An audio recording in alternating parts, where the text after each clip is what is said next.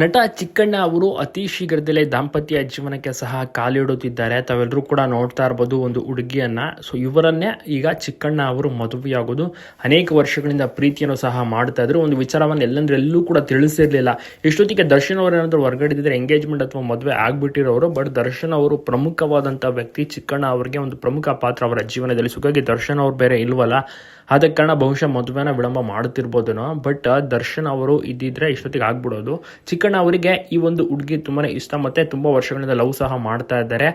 ಯಾರಂತ ಯಾರಿಗೂ ಸಹ ಸ್ವಲ್ಪ ಮಾಹಿತಿ ಗೊತ್ತಿರಲಿಲ್ಲ. ಬಟ್ ಇತ್ತೀಚಿನ ದಿವಸಗಳಲ್ಲಿ ಒಟ್ಟಿಗೆ ಕಾಣಿಸ್ಕೊಳ್ಳೋದಾಗಿರ್ಬೋದು, ಒಟ್ಟಿಗೆ ಫೋಟೋಗಳನ್ನ ಪೋಸ್ಟ್ ಮಾಡೋದು ಎಲ್ಲವನ್ನೂ ಕೂಡ ರಿವೀಲ್ ಮಾಡ್ತಾ ಇದ್ದಾರೆ ಚಿಕ್ಕಣ್ಣ ಅವರಕ್ಕೆ. ಸಾಕಷ್ಟು ಜನ ಕೇಳ್ತಾ ಇದ್ರಲ್ಲ, ಸೊ ಅದಕ್ಕೆ ಕಾರಣ ಒಟ್ಟಾರೆ ಜೋಡಿ ಕೂಡ ತುಂಬಾನೇ ಚೆನ್ನಾಗಿದ್ದು, ಜನರು ಕೂಡ ತುಂಬಾನೇ ಇಷ್ಟಪಟ್ಟಿದ್ದಾರೆ. ಜೊತೆಗೆ ವಿಶಸ್ಗಳನ್ನು ಕೂಡ ತಿಳಿಸ್ತಾ ಇದ್ದಾರೆ, ನಿಮ್ಮ ಜೋಡಿ ಚೆನ್ನಾಗಿದೆ ತಪ್ಪದೆ ಎಲ್ಲರೂ ಕೂಡ ನೀವು ಕೂಡ ವಿಶ್ ಮಾಡೋದನ್ನ ಮರಿಬೇಡಿ. ಚಿಕ್ಕಣ್ಣ ಮತ್ತೆ ಈ ಒಂದು ಜೋಡಿ ಹೇಗಿದೆ ಎಂಬುದನ್ನು ಕೂಡ ಕಮೆಂಟ್ ಮಾಡಿ. ಸೂಪರ್ ಆಗಿರುವಂತಹ ಜೋಡಿ. ಅತಿ ಶೀಘ್ರದಲ್ಲೇ ಸ್ಯಾಂಡಲ್ವುಡ್ ನಲ್ಲಿ ಇನ್ನೊಂದು ಮದುವೆಯ ಸಂಭ್ರಮ, ಅದು super star comedy king Chikkanna ಅವರು ಈಗ ದಾಂಪತ್ಯ ಜೀವನಕ್ಕೆ ಕಾಲಿಡ್ತಿರೋದು. ಆಲ್ಮೋಸ್ಟ್ ಎಲ್ಲ ಸ್ಟಾರ್ಸ್ಗಳ ಜೊತೆಗೆ ಚಿಕ್ಕಣ್ಣ ಅವರು ಕೆಲಸವನ್ನ ಮಾಡಿದ್ದಾರೆ. ಸೊ ಹೀಗಾಗಿ ಎಲ್ಲ ಸ್ಟಾರ್ಸ್ಗಳು, ಎಲ್ಲ ಹೀರೋ, ದೊಡ್ಡ ದೊಡ್ಡ ಸೆಲೆಬ್ರಿಟೀಸ್ಗಳು, ರಾಕಿಂಗ್ ಸ್ಟಾರ್ ಯಶ್ವಿಂದ ಹಿಡಿದು ಸುದೀಪ್ ಅವರಿಂದ ಹಿಡಿದು ಎಲ್ಲರೂ ಕೂಡ ಮದುವೆಗೆ ಬರುವಂತಹ ಒಂದು ಸಾಧ್ಯತೆಯೂ ಸಹ ಇದೆ.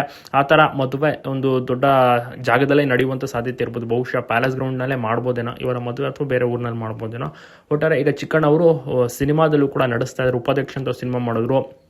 ಈಗ ಲಕ್ಷ್ಮೀಪುತ್ರ ಅಂತ ಹೀರೋಗಿಯೇ ನಡೆಸ್ತಾ ಇದ್ದಾರೆ. ಸೊ ಬ್ಯಾಕ್ ಟು ಬ್ಯಾಕ್ ಎಷ್ಟು ದಿವಸ ಕಾಮಿಡಿ ಏನು ರೋಲ್ಗಳನ್ನು ಮಾಡ್ತಾಯಿದ್ರು, ಫ್ರೆಂಡ್ ಪಾತ್ರವನ್ನೆಲ್ಲ ಮಾಡ್ತಾ ಇದ್ರು, ಸಪೋರ್ಟಿಂಗ್ ಪಾತ್ರ ಮಾಡ್ತಿದ್ರು. ಈಗ ಹೀರೋ ಆಗಿ ನಟಿಸುತ್ತಿದ್ದಾರೆ. ಎಲ್ಲ ಕಡೆಯಿಂದ ಕೂಡ ಉತ್ತಮದಂಥ ಪ್ರಶಂಸೆಯೂ ಕೂಡ ಸಿಗ್ತಾ ಇದೆ, ಮೆಚ್ಚುಗೆಯೂ ಕೂಡ ಸಿಗ್ತಾ ಇದೆ. ವಿಶ್ ಮಾಡ್ತಾ ಇದ್ದಾರೆ ಎಲ್ಲರೂ ಕೂಡ.